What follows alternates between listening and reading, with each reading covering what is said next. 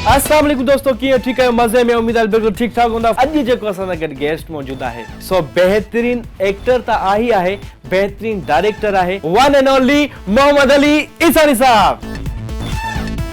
Sir thank you so much, तव्हां असांजे programme में आयो। तव्हां असांखे यादि कयो था, दिलि सां दावत ॾियो था। ईसानी साहब तव्हां ॿुधायो न, ज़िंदा दिल हिकिड़ा माण्हू हूंदा आहिनि न। ओ यस यस, कमाल था कयो। सॼो जेको शो आहे सो शो न असांजी कचहरी हूंदी। पर मूंखे तक़रीबन ऑलमोस्ट कुझु 40-50 साल थिया आहिनि। I entered in 60th year. 60 सालनि जा ईसानी साहब थिया न, या असांजा दोस्त आहिनि। Okay okay, you are going वेल।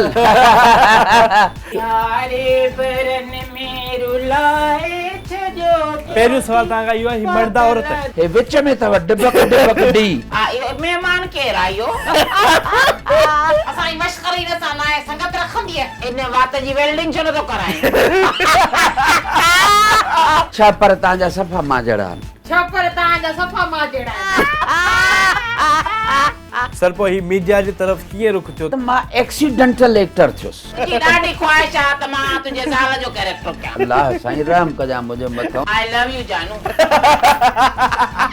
तव्हांखे ॿार घणा आहिनि? वेदी भला तूं छोपी ईसानी साहब जी चापलूसी करी? तोसां मज़ाक कंदा आहियो, होॾे मज़ाक हले थी असांजी पाण में। हा ईअं न कयो। त को अञा भला हाणे बीह नथो सघे, जां रबड़ छो ॿधाए?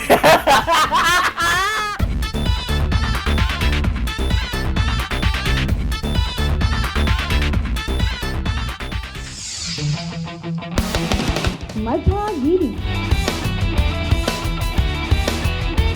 अरबा ते शाम जो 7:05 ते